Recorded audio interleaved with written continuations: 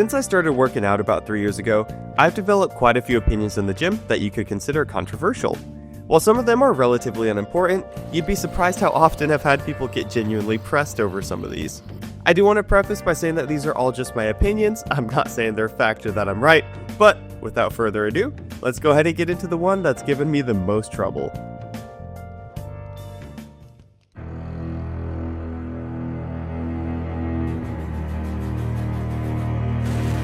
Before you click off this video if you disagree, please hear me out.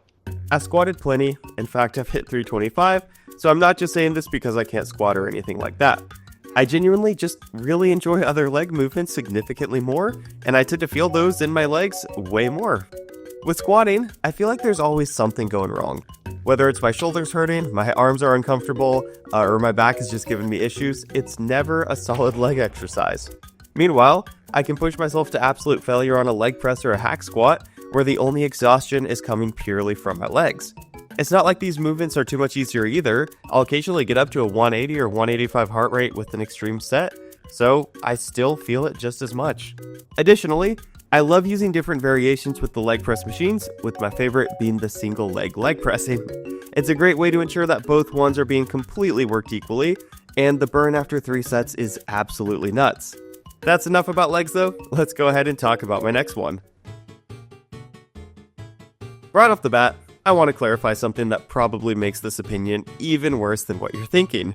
I don't just mix protein powder in water, I prefer it mixed in water. Whenever I mix it into milk, I just feel like the consistency is kind of weird and thick and grainy. While when you mix it in water, it's pretty light, it's more refreshing, and I just enjoy it a lot more. I drink one of these every single morning while I'm working out, and it's one of the best ways to start the day. If I still need more protein to hit my macros, I'll even drink another during my evening cardio.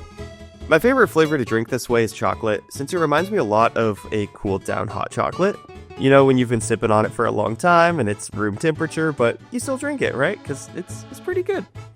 If you're super against it, I guess I still kind of get it, but I definitely recommend giving it at least another shot. I made an entire video on this about a month ago, but I have a Planet Fitness membership on top of my YMCA membership. As much as people like to clown on Planet Fitness, I get some pretty great workouts in there for quite a few different reasons. First off, they have quite a few machine options that I just don't see anywhere else. Since their entire gimmick is about being for beginners, you'll actually find some pretty cool options that you don't get elsewhere. Next up, the locker rooms are way better than most of my other options. They have showers with doors, they have good downlighting, it's almost always empty. It's basically everything you could ask for. After that, the Black Card Spa is a great perk that nowhere else has anything similar to, featuring things like a water bed, massage chairs, tanning beds, anything like that.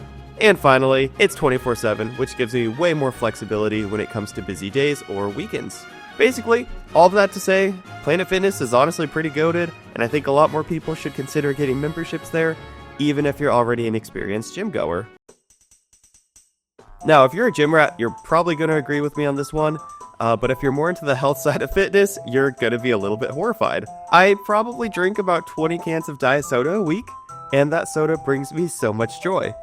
I'm currently in a calorie deficit, eating about 1,000 less calories than normal, and without diet soda, I would literally always be in a bad mood. Having something sweet and somewhat filling on hand for when you're close to your calorie limit is just a lifesaver on those difficult days. Also, I found that I reached this weird point where I don't even like the taste of normal soda that much anymore. Despite the fact that the two sodas initially taste basically the exact same, after avoiding real soda for a few months at this point, they just taste too sweet to me now. Am I probably going to develop some weird disease in 20 years from all the sucralose and aspartame?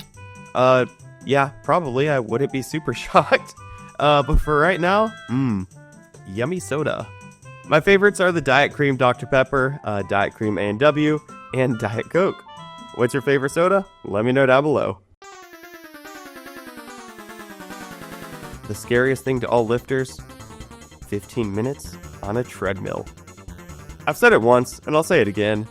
If you're already willing to put in hours of work every single week with lifting on top of buying supplements, changing your diet routines, all of that stuff, why wouldn't you just take 15 to 30 minutes to do some cardio? It's not even necessarily just about calorie burning and weight loss. It's a great way to increase your endurance and respiratory system, which, shocker, is going to help you see measurable progress in the gym. I don't even know why or how the stigma against cardio started, but please be the one in your lifting circle to break it. The best part about cardio is you don't even have to do something you don't want to do. A ton of smart people invented all of these random and weird machines that get you the same goal basically.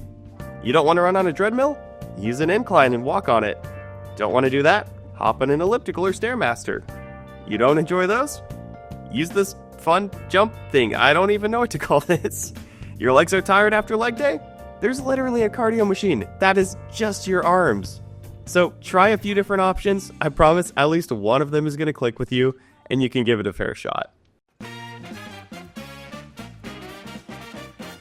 Finally, I want to address two sides of this ab argument right now. First off, the quote that's caused irreparable damage, abs are made in the kitchen. Yes, I know that getting visible abs is primarily based on your body fat, but that doesn't mean you shouldn't still hit them. Even when I'm at 24% body fat, I still had abs showing through when they were pumped after a workout. Just imagine how large these are going to be when I'm down to 15%. Even if you don't care about abs at all, it's still a bit ridiculous to never train them. To me, that'd be like choosing not to train your chest or your triceps. They're still a muscle group just like all your others that you can grow through progressive overload, so why wouldn't you want to strengthen them? Also, that strength is going to come into play for plenty of other movements that utilize your abs, so you'll probably see progress in other places as well, not just abs. As I said at the start of the video, these are all just my opinions, so don't take anything too seriously. I'm sure I'll probably even end up changing my stance on some of these at some point, which is completely okay. Maybe in 20 years I'll be a spokesperson completely against diet soda and talking about the dangers of it. Does that make me a hypocrite? I don't think so. It just makes me human. As long as we're listening to others and reconsidering our stances every once in a while, that's all that really matters. Was there anything you agreed with me on? Or the bigger question, what did you guys disagree with me on? Let me know down below in the comments. Thank you so much for checking out my video, and if you enjoyed it, don't forget to like, comment, and subscribe, as well as checking out some of my other content. I'll catch you guys in the next one.